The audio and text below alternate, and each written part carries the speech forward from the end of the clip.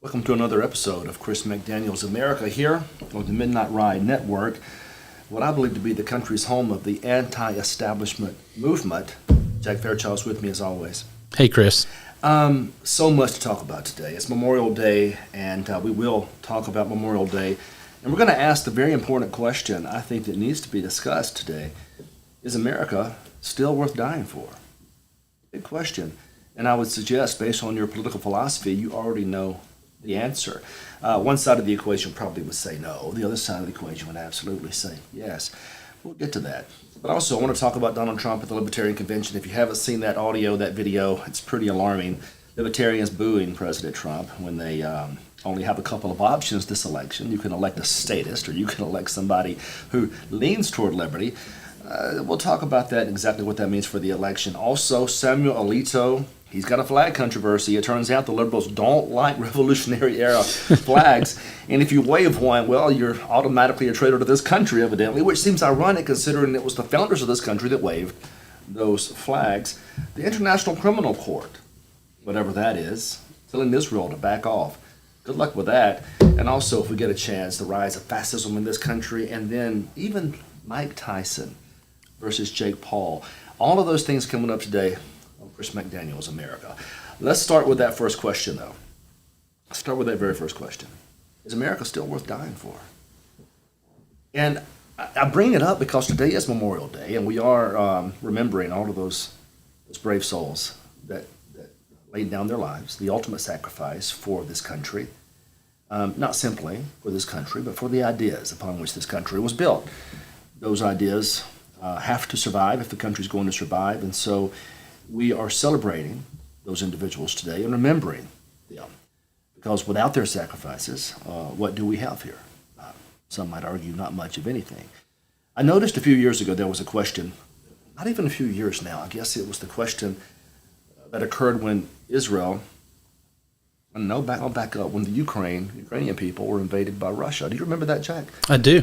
And there was a poll question that was really shocking because it polled Democrats and Republicans, and it asked, essentially, if America were invaded today, who would stay and fight? Who would leave? And there was a disproportionate amount of Republicans that said, listen, we'll stay, we'll fight. There was also a disproportionate amount of liberals that said, we're out of here. It made me start to think about what's happening, the disconnect between the two, and why it is still important to fight for these belief systems. America is more than land. It's more than land. It's a belief system. It's a spirit. It's a culture. And if we look at our founding, we recognize the founders were more concerned about carrying on ideas than they were simply the occupation of land. If we lose the ideas, then what is America? If we can't preserve what was left of the founding, then what happens to this country as we move into the future? You see, the founders had a very distinct understanding of human history, but also the philosophy by which governments should be run. It's a big deal. We don't talk about it much in civics classes anymore. It seems that our history classes now start about 1868 and move to the present.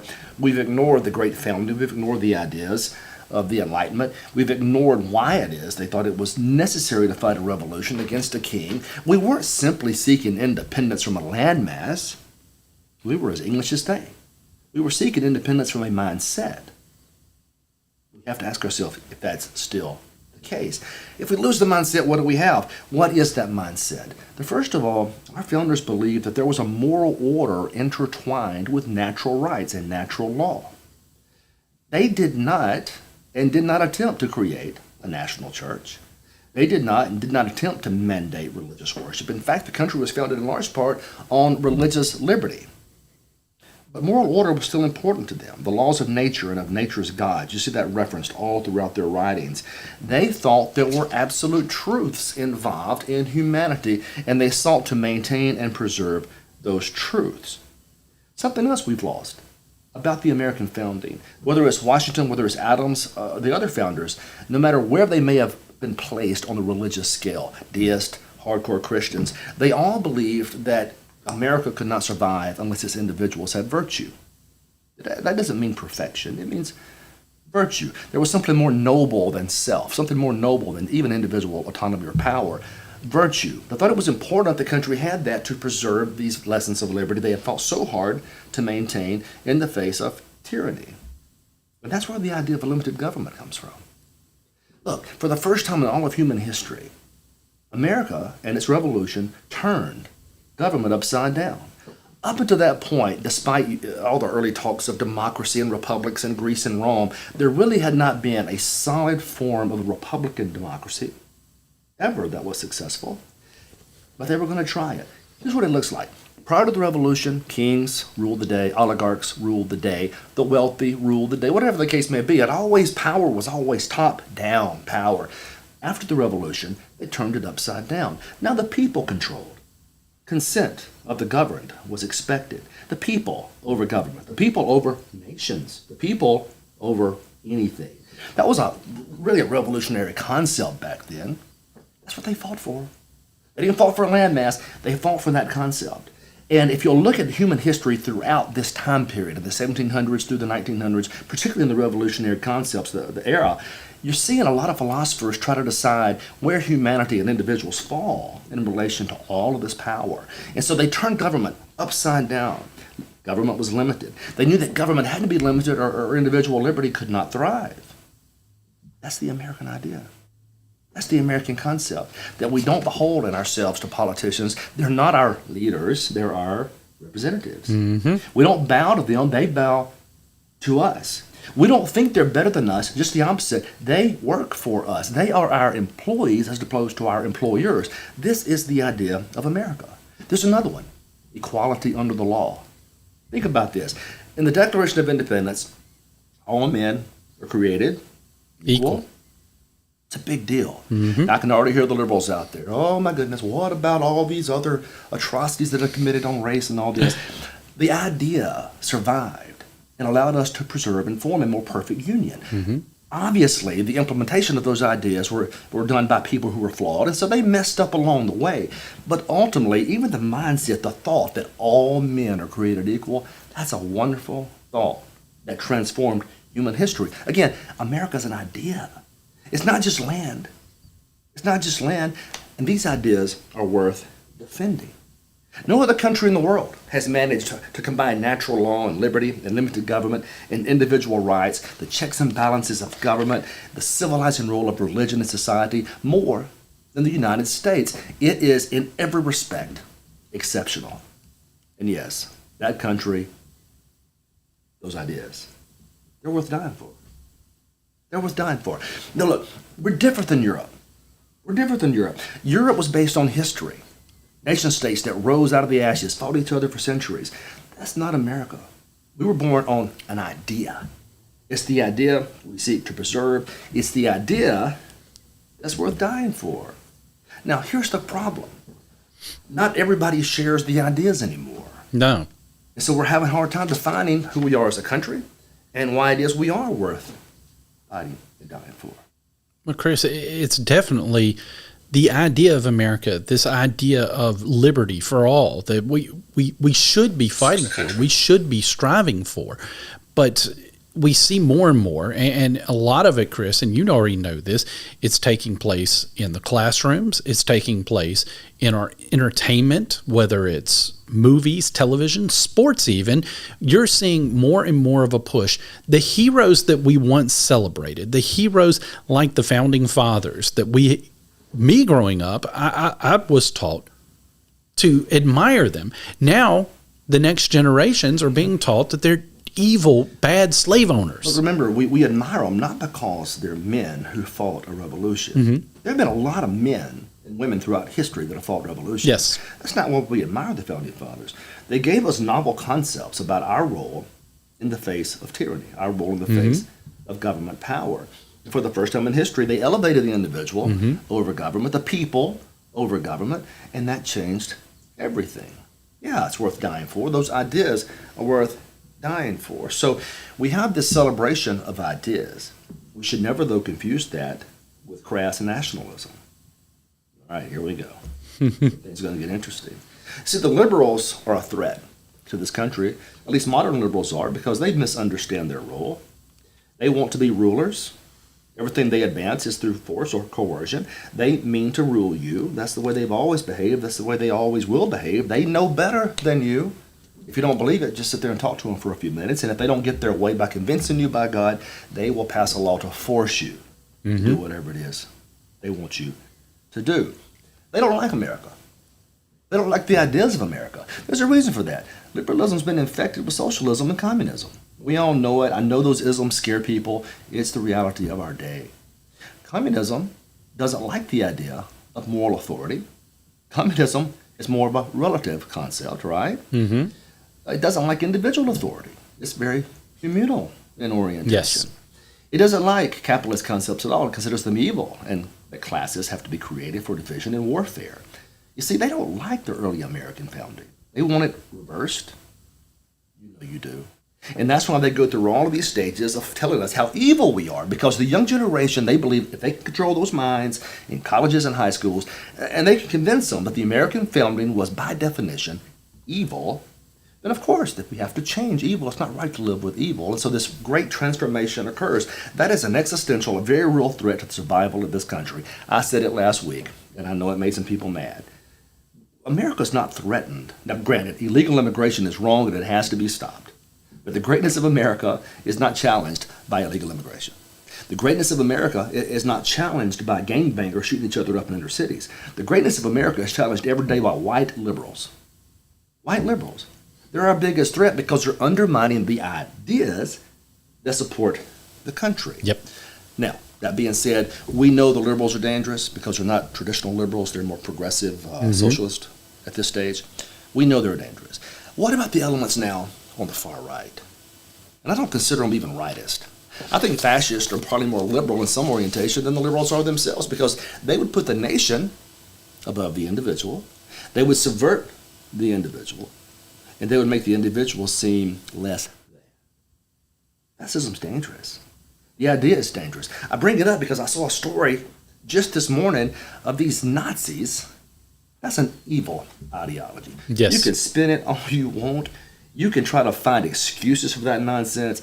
That ideology is as evil as anything that's ever been on this earth, in large proportion because it places the individual under the control of an all-knowing, all-powerful government, right? Yes. And if you don't march in line and goose step with those lunatics, what do they do to you, Jack? They put you in concentration camps? Yeah. They wage war against you? It's power. It's coercion. It's duress. It's evil. It's wrong. So I'm seeing these knucklehead Nazis salute fighting illegal immigration. All right, whatever. You're more dangerous. Yeah. than I illegal agree. Immigration. So the point is, if you're fighting over soil and not ideas, what really are you doing? See, those Nazis are fighting over soil. They're fighting over race. They're not fighting over rights. We are fighting for liberty. Get this. I'll take it a step further. There are some far-right commentators now that claim that liberty, the injection of liberty in the early American foundation, could have been a mistake, because that liberty has led to a more libertine approach to life. Yeah.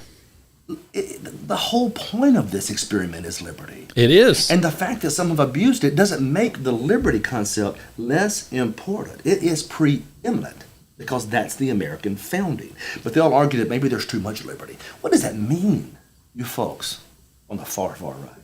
Too much liberty. You're starting to sound like the liberals at that stage, aren't you? They are in many ways. In other words, you don't get what you want, you're going to pass a law to control your fellow man. Mm-hmm. That's just like progressivism writ large. Sometimes they have a lot in common as they bump noses. Have you noticed that? Absolutely. They claim they hate each other, but ultimately they just want to control one another. So you've got these Nazis, these fascists on one hand, these liberal communists on the other. What about just straight up American traditional belief systems?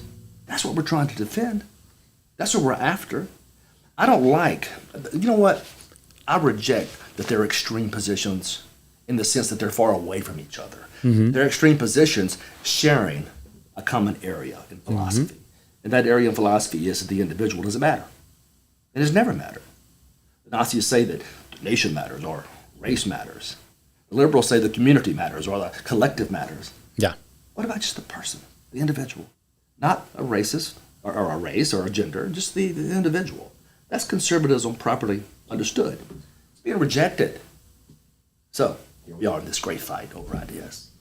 Chris, it's crazy when you think about it. It's a little scary because of how many people out there are attributing this far right, this, as you I think accurately pointed out, Nazi ideology, and they're trying, because again, when you have a corrupt media that we have, they start to try to distort that and try to lump conservatism in with that. And as you were talking about a second ago, the fact that they want to destroy past heroes, the fact that they want to destroy anything that you might could hold dear, it's one of the ways that they came up with that can be effective for them, because they can, if they can lump conservative ideals in with these nationalists, with these crazy out there racist ideas, then they can try to discredit all conservatism. And the danger that we have is the fact that they control the classroom, the fact that they control the media. It's dangerous. The guilt by association argument is all the American left seems to ever bring to the table.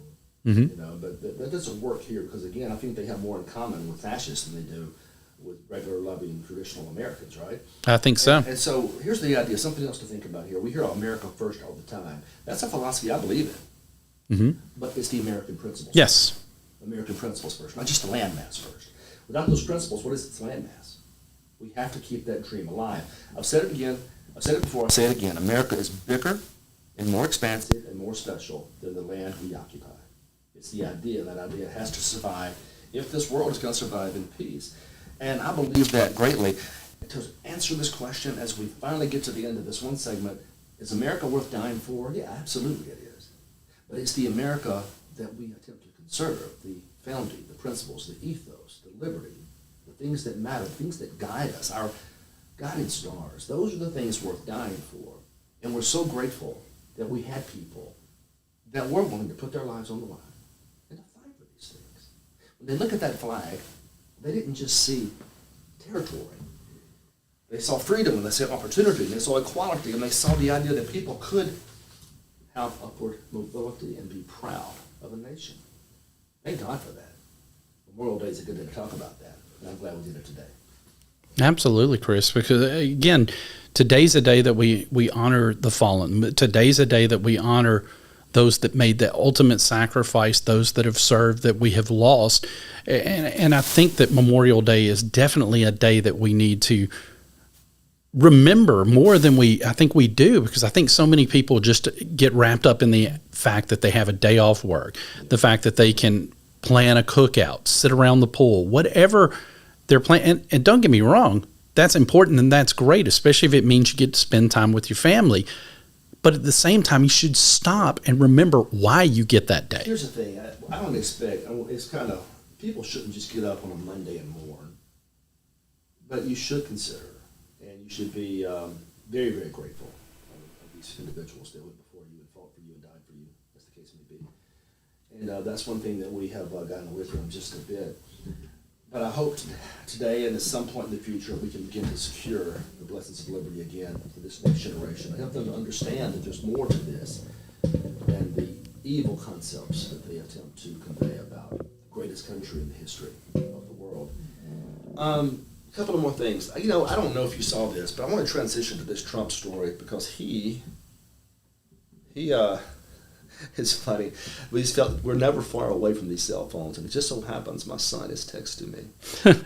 And it's a long, long story, but as any 17-year-old boy should occasionally do, they should apologize to their dad. Yeah, okay. So I get this text, "I'm sorry, Daddy."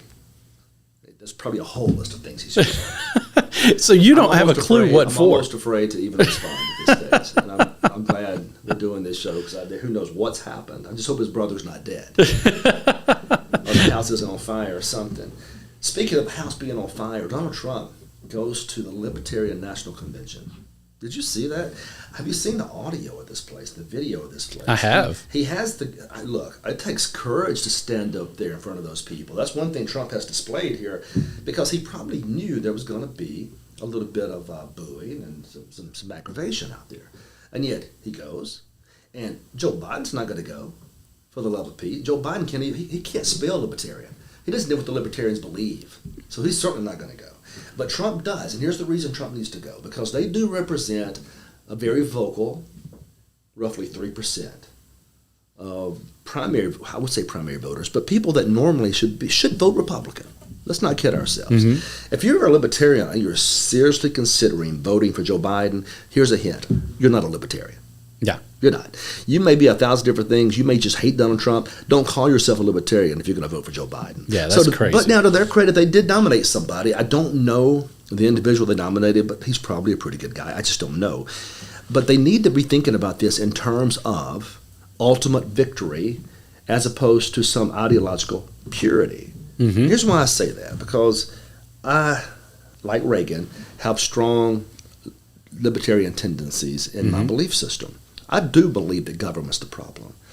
I do greatly believe that individual liberty should be preeminent. I do believe we should leave people alone and let them live their lives. And these are libertarian themes. And Reagan said that back in the 80s, that every Republican has a libertarian spine, he said, or a libertarian skeletal system. I think that's the case. And so I have a lot in common with these people, but I'm not yet an anarchist. And that's the distinction, because some of these libertarians are anarchists in orientation, and we can debate all day because they are philosophically interesting people, and they're more right than they are wrong. But they even break up their own philosophy into a bunch of various little subsets. Okay, the big problem I've seen with their group is that they're so busy fighting each other they can barely unify to agree on pivotal issues that affect this country. It's almost like they're trying to out-liberty one another. That's exactly it. And look, I don't have a problem without liberty, giving it a shot. But when you start criticizing another libertarian because he's not for a purer form of anarchy than you are, that seems a bit contrary to what you're trying to accomplish. You would think that parties, particularly one as marginalized as it has become, would find ways to unify and to become more relevant to the conversation.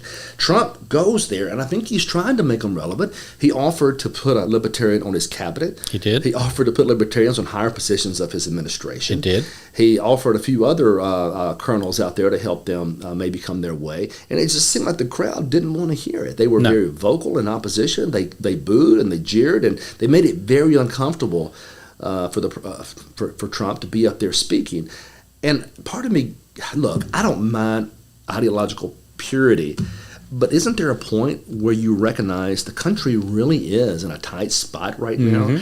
And that as a libertarian, you're choosing between statism, which you claim you dislike, and liberty, which you claim you are for, you support. Well, if you look at the two presidential candidates that have a fighting chance, and don't bring RFK into this. No Do not chance. bring Kennedy in. He's got, these keys have a better chance to be president than Kennedy does. And the same could be said for the libertarian candidate. There are two people running for president right now. Put the rest aside, two. You've got one that probably shares, 75% of your beliefs. Yeah. You've got one that shares 0% of your beliefs. And you're going to boo that guy off the stage? That seems counter. It's crazy. One would think, now listen, I get it. You want your puppy to win. I'm fine with that too. But how about respect? How about recognizing that you have a couple of options here, and one of which is completely out of his mind. Yeah. And the other of which has, for the most part, at least given lip service to the things you claim you believe in. And yet he wasn't liberty enough. I guess in their situation, 97% of the American people aren't liberty enough. May be the case, but at what point are you going to help instead of just boo and jeer? That's the question. That's a great question. And Chris, I thought it was a brilliant move when I first heard Trump announce that he was going to the Libertarian National Convention. I thought it was a smart move. That's an audience and a crowd that he really needs in this election, because it's going to be a close election. We already know that. But it's very interesting when you sit back and you watch and you see exactly how the libertarians responded.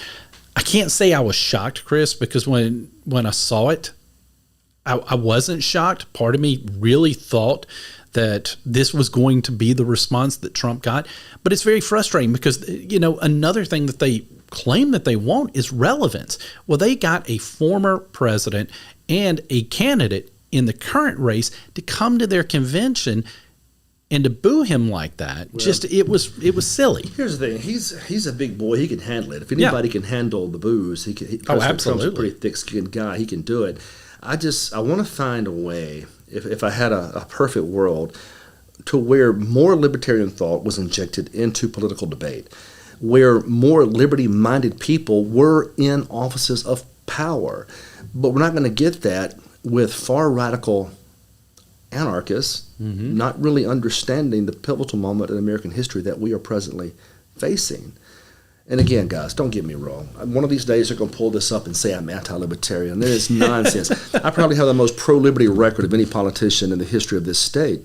But at the same time, again, by virtue of example, 2016, I think it was, when a libertarian speaker at the convention stripped naked and continued to speak, that's not liberty, my friends. That's lunacy. There's a big difference. There's a big difference. And you have to behave in a way the American people see you as a reputable and perhaps even winnable organization. And so far they haven't shown that, despite, I think, having many of the best ideas political parties can have. Oh, here's a better conversation in light of all of that.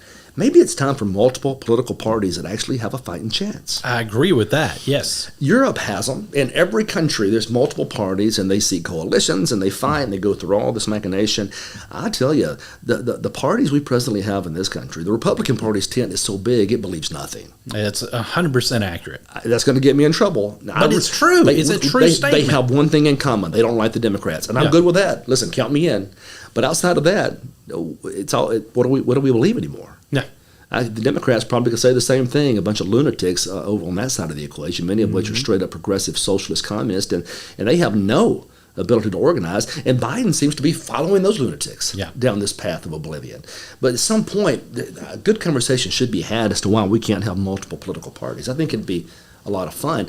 Now, New York one time did, and I think they still do. People don't realize this. There is actually a conservative party in New York State. And it was Buckley and his brother that helped form that. Did you know that? I did. William Buckley was the editor and writer for National Review. And William Buckley is an absolute genius, a genius of a man. You probably saw him in Firing Line many years ago. He had this show where he actually brought guests on and they had debates. And I'll be doggone, most of the time it was civil, unless it was Gore Vidal. Did you ever see that one when he had Vidal on there? I've heard about it, but I don't know if I've ever saw the video. Well, he called Buckley a Nazi, and Buckley on live TV said some really interesting things. I'm gonna have to look that one up. Oh, it's fabulous. If you go to YouTube and watch this, and watch him call William Buckley a Nazi, and he's basically told him he was going to punch him in the blankety blank face. and what was great about it, Buckley was so astute and articulate, and you never would have thought that he could get angry. But all of a sudden, he just snapped. And I was thinking, that's the way to make a conservative snap. You call him a Nazi. That'll get you. That's why the left does it so often. That'll get your tail kicked. But Buckley and his brother formed a conservative party. Now, they've not had a lot of election success, as you can imagine, because New York is not a bastion of conservative vote. No. But what they have done is they've managed to work with the Republican Party, whereby Republican politicians seek their endorsement. And there was a time a few years ago that no Republican had ever won a statewide office in New York without the endorsement of the conservative party. So there's a way, if you have the ability to create parties that can play pivotal roles, if you have the courage to do so.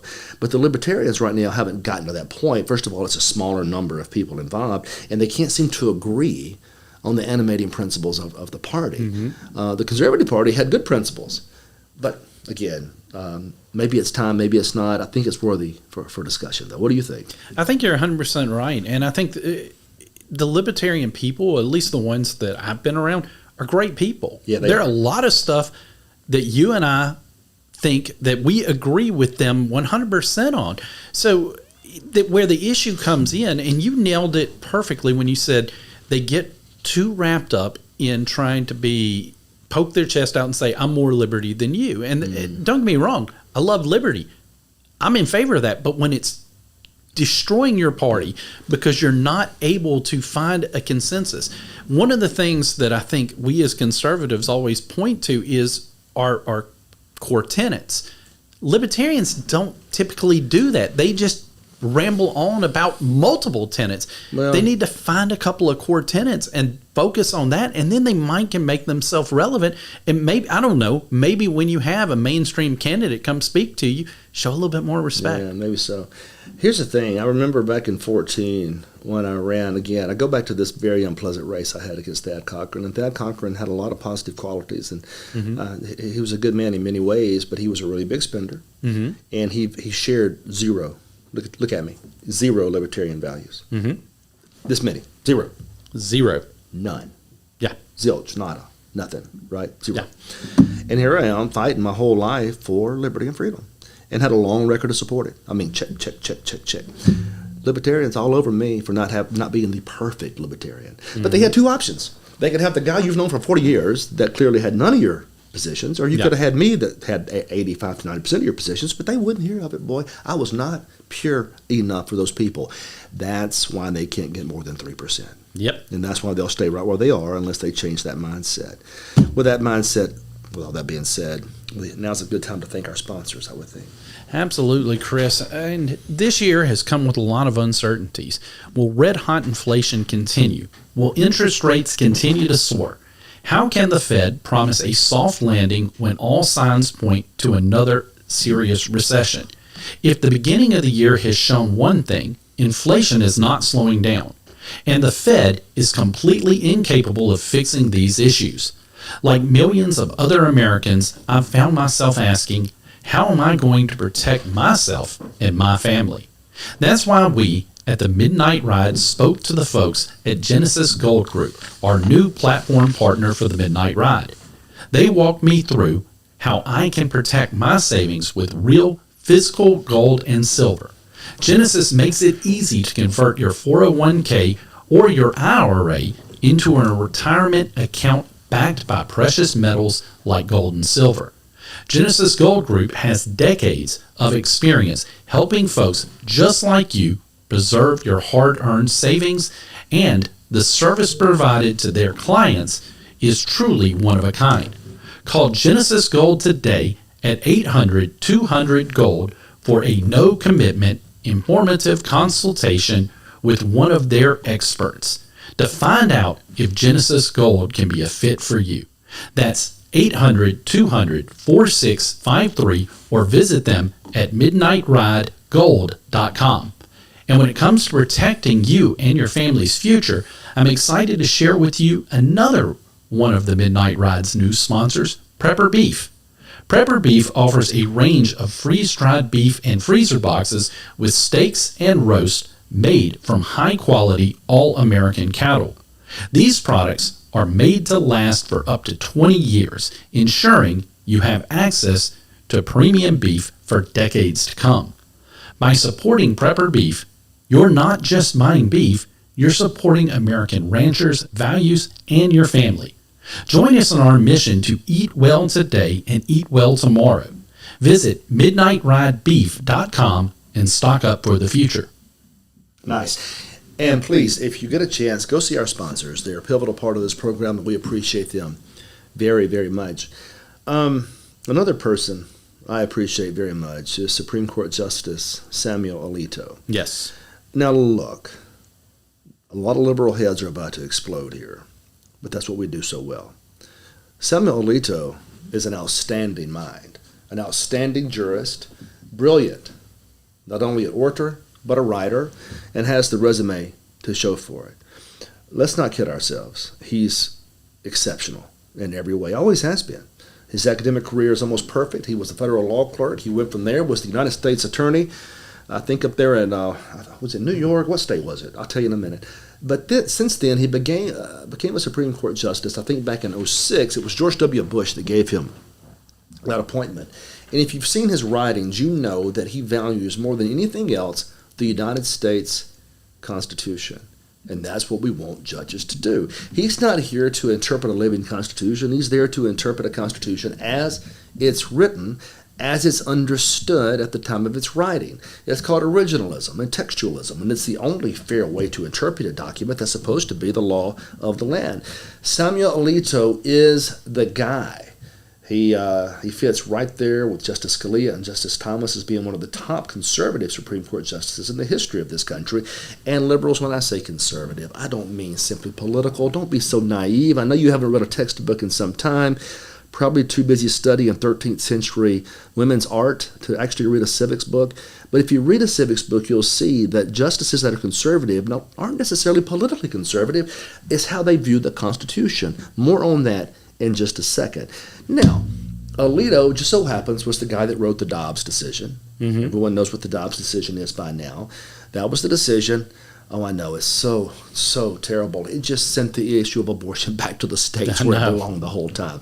And the American left made it sound like it was apocalyptic, the end of the world as we know it. And all he did was say, no, Roe's logic was incorrect. Let the states decide. I'm not sure what's so objectionable about that, but the liberals have hated him ever since. And now they found a new reason to hate him. This guy, he likes Revolutionary War flags. They're good. They're great looking flags. I think so. The first thing they noticed after Trump lost at the election back in 2020, evidently on one of his homes, the man's so successful he has multiple homes. Give him a break. In one of his homes, I think it was he or his wife, someone took the American flag and flew it upside down. It's a sign of America in distress. Mm-hmm. You're not supposed to do that to the flag, but if you do, it's a sign of a country in distress. Okay, whatever. Whoever flew it upside down did it for a reason. Welcome to the First Amendment of the United States. And by the way, it still applies to justices.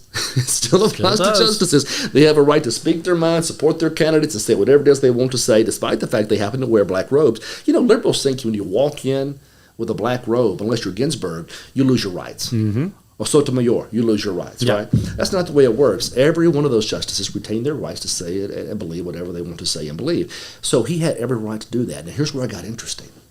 The liberals then make that classical argument of guilt by association. This is what they did. Oh, no, the flag was upside down. Wouldn't you know at the January insurrection, they had flags that were upside down. Oh, no. Consequently, Alito must be an insurrectionist. That's how they argue. That's how they argue every point. Yes. That's all they've got. He had a flag that was upside down. By God, he's one of them. That's not what he proved. And they did the same thing with the other flag that he found on one of his properties, and one of my favorite revolutionary flags. It's called an Appeal to Heaven. Mm-hmm. It was a naval flag in Massachusetts. The Revolutionary War armies, especially Washington, utilized it on their marches. An appeal to heaven. Here was the idea. They had just broken away from Great Britain. You had the colonies up there that were struggling to survive. They were appealing to a mighty power to save them and protect them from a foreign invader.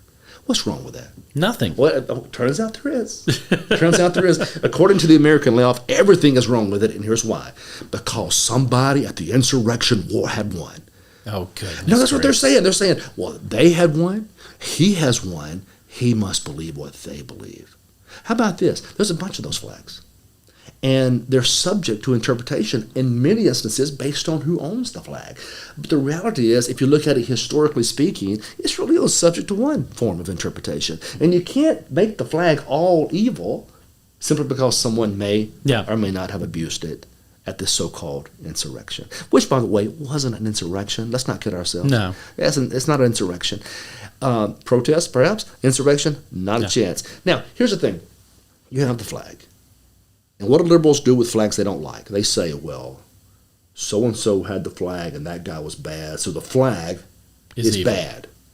Of course, they ignore all the American flags that were there that day and all the state flags that were there that day. For now. Instead, they choose to focus on the Appeal to Heaven flag, the upside-down American flag, and Lord forbid, the Confederate battle flag. Yeah. Same principle applies there. Remember, they took that flag, a flag that was a soldier's flag. Yeah. I know the liberals are going to lose their minds. Do some research. It was a soldier's flag. And because some idiots waved it in the 60s, it became, per se, evil. Mm-hmm. That's weird. I didn't know cloths could be per se evil. I thought it was just a cloth. And now they're trying to argue that the Appeal to Heaven flag, I guess, is going to just be, as a matter of law, evil. Under their same logic, I guess the American flag to them is also evil. I'm pretty sure it is. What they're saying now, Alito, because of his close associations with the people that protested in January of 2020, that clearly he can't be a judge when it comes to hearing any of the appeals that are, or for that matter, any of the Trump cases that find its way to the Supreme Court that have anything to do with that date, because clearly he's an insurrectionist. Yeah. That's how far they're reaching. And it defies logic. But what do? You have to go through this news cycle and read the Huffington Post and Mother Jones tell us how bad AOC. Alito is. Yeah. Right, listen to her. And, here she, when I get political advice from a bartender, I've had way too much, right? And that's who she is. Yeah. That's who she is. But I don't get this whole, it's always the same argument, guilt by association. Have you noticed? I have. It's crazy, Chris, because, again, they utilize these talking points. They find one example, and they will throw it out there so that way they can try to demonize anyone. And in the case of Samuel Alito, let's get real, Chris. I think you nailed it when you pointed out that he was the author of the Dobbs decision.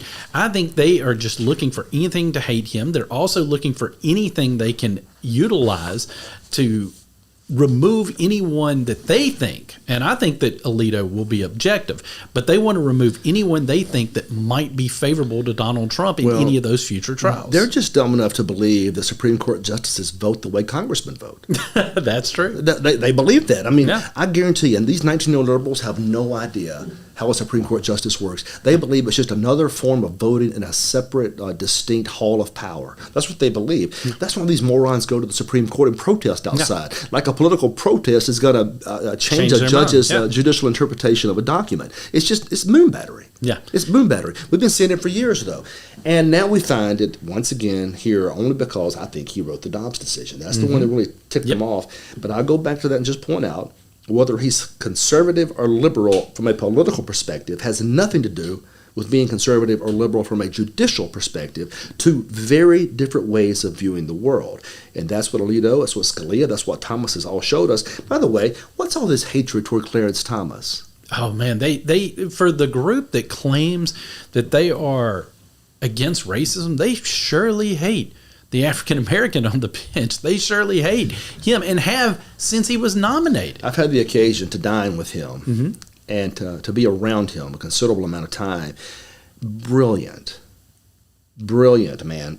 Right now, Scalia and Thomas were always my favorites. Thomas is my favorite now, with Alito coming up a close second, as you can probably tell. But just a brilliant human being. And Thomas, they call him all these names and make fun of him and mock him. No, he sees America the way it was supposed to be seen. Yeah. He doesn't see things through prisms of gender or race. He sees strong individuals, and he rules based on the way the Constitution was written as opposed to what he thinks it should have said. Same with Alito. And anybody out there that believes a judge should place their own value system and their own words and their own interpretation into a document written by others is losing the point of why we have a democracy and a republic in the first place.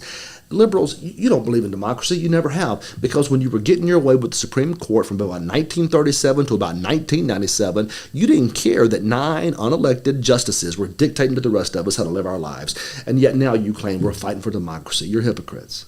You never have fought for democracy. You fight for power because you want to control us and everybody else in your sphere. And that's all this has ever been. Now, we're getting close to the end. And we are going to start again pretty soon, this rhino hunter, because I know how much you enjoy wearing the mask. I do. It's way over there, so it's not going to make an appearance today. I think you're close enough. Arm's length. Arm's length. Use the force. Really. Use the force. I tried that as a kid, and it never worked. Well, I'm still heartbroken that I could never just use the force and get something to come to me. Well, you might remember that the first time Luke Skywalker tried, it didn't work for him either. Your lack of faith disturbs me. Well, after nobody got that. After so many years, I would dare say, 40 plus years of attempting to force move things, I've just given up. The faith is gone. I don't think our audience is shocked at all that you spent 40 years trying to force move something. Why wouldn't I? Why wouldn't I? Because I don't want to get up to go get it if I already have it.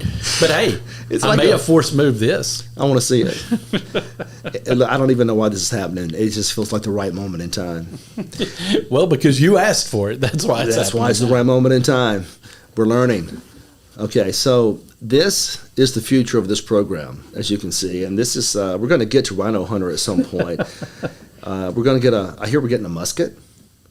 Yeah, I think you're going to have the musket. I don't think the rhino gets the musket. I think you should fire it in studio. But you're the one hunting the rhino, so therefore, why are you going to arm the rhino? Well, you have a right to defend yourself. You believe in the Second Amendment, don't you? That is true. That is true. Well, I'm going to shoot back. I actually have a shirt that says I believe in the right to arm bears. Good luck shooting anybody through those tiny peepholes. What are you looking through, its nostrils? I can barely see with that thing. All right, a couple of more things. We got to get out of here. Another article I found that really isn't new so much, although I'll let you pick. We can talk about this article about individualism and how this theologian believes that that's the reason the country's failing. Okay. We can spend the next few minutes talking about Donald Trump's vice presidential possibilities. You know, I think because I know you're getting to a stopping point, I think it'll be easier to get to that stopping point and keeping this show to an hour if we go to the VP picks. I mean, seriously. Well, I mean, if you go into the other one, that's an hour-long discussion, Chris. Yeah, I'm sure all 13 of our listeners will appreciate the hour-long philosophical discussion. Here's the thing about Donald Trump's vice presidential appointees. There's hardly any of them I like. I've noticed that. It's just, Yeah. look, listen, I am not begrudging or upset or saying some of these selections aren't conservative. It just seems like it's a bunch of people in a circus trying to beg for an appointment. And that always leaves a weird feeling in my stomach, right? Mine too. Well, let's talk about some of these circus members begging for this appointment and how they're behaving. The first is Nikki Haley, for the love of Pete. What?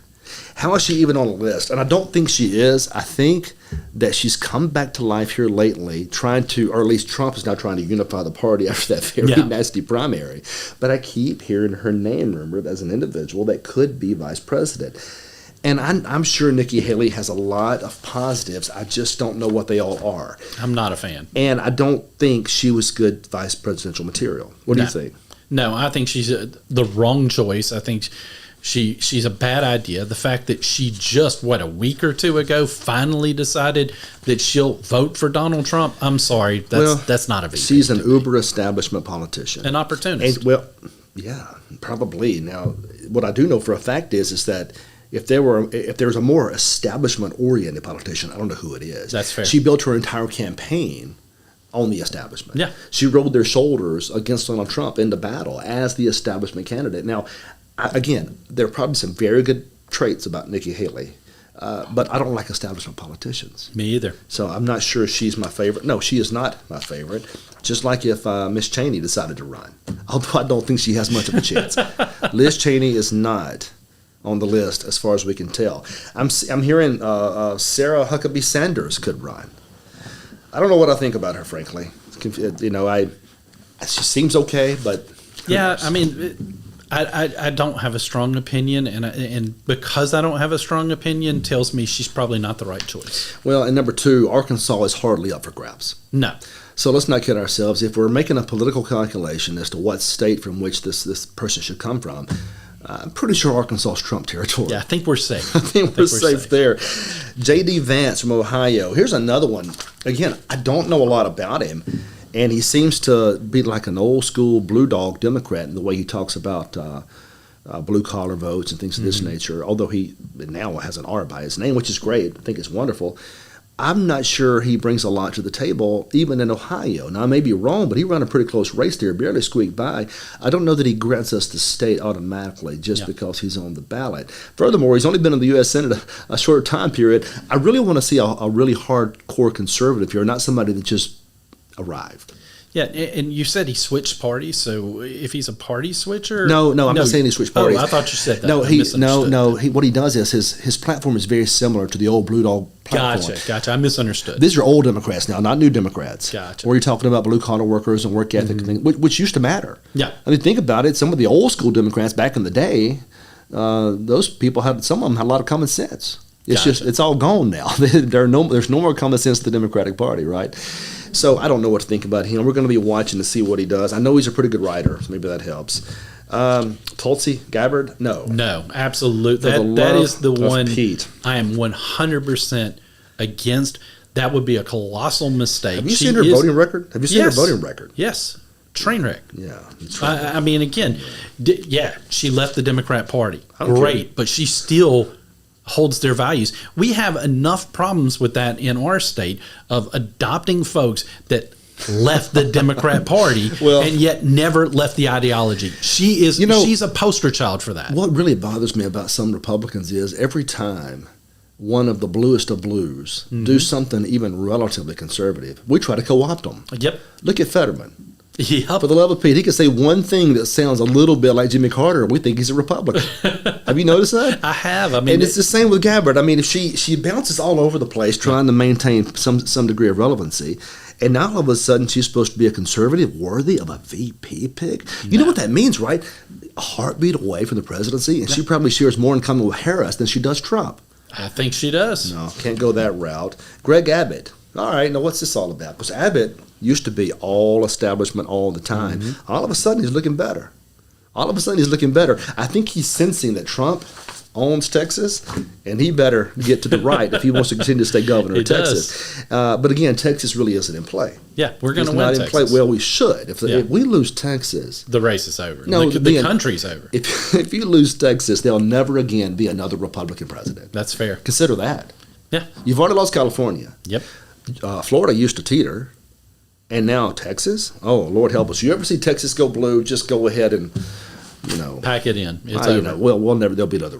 We can still win races, but just not the presidency. Yeah. So Abbott, of course, he seems to be doing great right now. That has not always been the case. He's doing better now, so I like what I'm seeing there. But I'm not sure about this whole VP thing. Iowa Governor Kim Reynolds. I'm not for that necessarily. I don't know much about her, but I'm going to research her. You've got Virginia Governor Glenn Youngkin. Man, again, ultra establishment, right? I realize he won Virginia. That's wonderful. High five. We're glad a Republican holds that seat. But are you really a conservative? Yeah, I'm not sold on him. Okay. What about South Carolina? Scott. Senator Scott. Thank you. Thank God the owner of the network was here. That never comes out of my mouth. Yeah. Now, look, there's some pluses there. Again, South Carolina is hardly a Biden territory. Trump should win it. But everybody recognizes the importance, I think the Republicans certainly do, of having an African-American vice presidential candidate. That would negate some of their energy on the left and would give him a chance to be the second African-American president one day, which is really interesting considering he's a Republican and seems to be fairly conservative. But again, who knows? I used to joke that at my funeral, I hope the Senate is there to let me down one last time. That's fair. You know what I mean? Fair. Let me down one last time. So every time I see a senator, I like him, I do, but I have this sneaking suspicion that Mitch McConnell's controlling every movement. Yeah.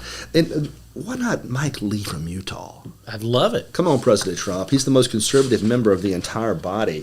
He would be a great VP, but I guess, again, Utah's hardly up for grabs right now. Yeah, and the sad reality, and I think you know this, is, when it comes to picking a VP nowadays, optics are a lot of what you're looking for. You're looking for states like you were talking about that are in play. You're also looking for either a female or a minority to try to offset certain other issues that your main candidate might have. It's just weird. Yeah, it's crazy. You know what's weird? We all fall into play in that game, although our core philosophy should be a rejection of the isms, right? I agree. We should focus on individuals and not gender, focus on individuals and not race. But we do. We play the same game they play after 3 or 4% of the vote. We're all guilty of it. I mean, we were just talking about, Tim Scott being because of those variables. Right. So, again, this isn't a judgment of because we do it as well, but that's where we're at now when it comes to picking the next in line for the president. Instead of looking for the most qualified, we're looking for the one that gives us the best optics. And they say the front runner right now is Marco Rubio. No. Gosh. That's what I'm hearing. Whatever. So, with that being said, you brought up Rubio. I think this is my thoughts on Marco Rubio right here. You're never going to be confirmed as a federal judge at this rate. I don't think there was any shot at that in the first place anyway. No, that's true. Okay, maybe a cabinet secretary or something. You have no chance now. Yeah, I'm toast. All right, well, President Rubio's not going to put me up there. Well, here's the thing. If Rubio gets it, naturally he'll aspire to be president. Oh, absolutely. He's an incredibly ambitious person, always has been. And if you follow his career in Florida, you can see kind of why he rose the way he did. He made some close connections to the Bush team down there, rode those coattails to Speaker of the House, and then rode those coattails to U.S. Senate seat. He's the ultimate insider, the ultimate establishment player. And I will say that he has some good ideas from time to time, but for the most part, it's just you don't know where he is. Look, when he first came on the scene, I think a lot of us thought he was going to be a conservative champion. That was what he was sold to us, but we saw way too many times where he sold out the conservative cause, and that's my issue with him is I just don't believe. Now, is he better than some of like Gabbard? Absolutely, but am I a fan of that move? No, I'm just not. Now, I think that might be the move because I'm not excited about it, but it's not going to change how I'm going to vote in November, mind you. But I really don't want to promote somebody that is a true member of the swamp, especially when Donald Trump ran the first time on the message of let's drain the swamp. Yeah, one of the most frustrating things over the last several years that I've seen in D.C., even with Trump's presidency, is this reluctance to get rid of some of these senators that share none of our values. And what's even worse, Trump endorsed Mitt Romney, for goodness sakes. Yep. He endorsed Mitch McConnell, for goodness sakes. And I hear people say he has it's part of a master plan. Well, I hope so, and I hope if he gets elected again, he's learned that you can't keep these people in office and think they're going to do good for you. They're not. Ultimately, the establishment will never accept Donald Trump. Ultimately, the knives are always going to come out. And the only reason they don't stab him more is they know he's super popular. If his popularity ever dipped among Republican primary voters, every one of those people would cut his throat. Don't you think twice about that? Yep. You know they would. Absolutely. Because they're looking for an opportunity. They just know they can't right now because to cut his throat would cut their own throats because he's so bloody popular. But it's time to get rid of the establishment. And when I say drain it, I mean drain it. I don't want the swamp perpetuated. And the biggest swamp creatures of them all are United States senators. Am I right? You're right. Am I right? 100%. And we may have 4 conservatives in the whole dadgum body, 100 politicians up there, maybe 4 real conservatives in the entire body. And you wonder why we can't get things done. Remember, this show is built on an anti-establishment leaning. Sometimes the Republicans are wrong. All the time the Democrats are wrong. Our job is to call them out when they're wrong. We're fighting for this country as best we know how. The ideas have to survive. The principles have to endure if this country is going to survive. It has to live. It has to go forward. The first question we ask today, is the country worth dying for?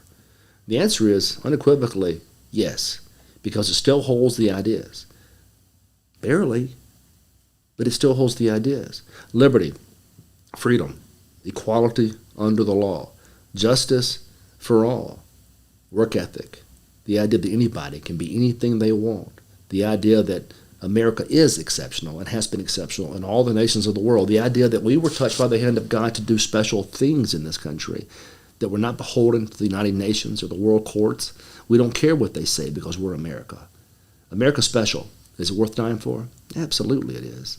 And I pray on Memorial Day that we keep those thoughts in mind as we move to Memorial Days in the future. Because if we don't hold the line, if we don't preserve those ideas, we will lose this country. And those poor veterans, those poor men that fought and died for us, we're going to be very upset when we have to answer to them one day. So join me in defense of those principles. You'll always have that here on Chris McDaniel's America and the Midnight Ride, Jack, the home of the anti-establishment movement in this country. I appreciate you being here today. Thank you, Chris. Thanks for having me, and God bless everyone, and especially those family members who have lost a service member today. God bless you. Know that you're in our thoughts and prayers. Absolutely. And thank you for the sacrifice. Tough days, tough days. This is Chris McDaniel's America. We'll see you next time.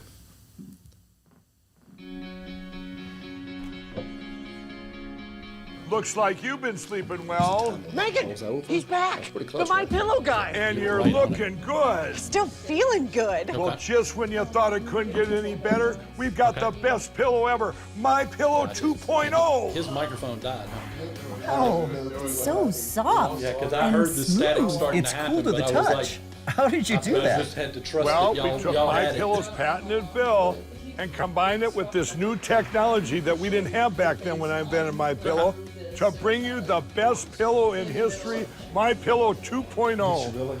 Just like all of you, I never imagined that My Pillow could get any better. Because like That's I said, why I it got haven't changed it staticky, in nearly and at one 20 point years. didn't Then I think heard could about hear a you, but they were revolutionary new communicating, and I was technology, like, do and I I knew I had to stop or bring do I it to just you let all. it go? My Pillow 2.0 is Yeah, truly the next generation of My Pillow. The My Pillow 2.0 is cooler and softer than the last My Pillow.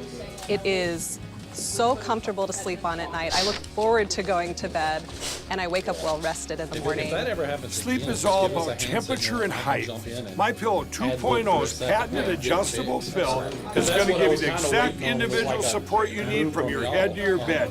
And now here's where it gets even better.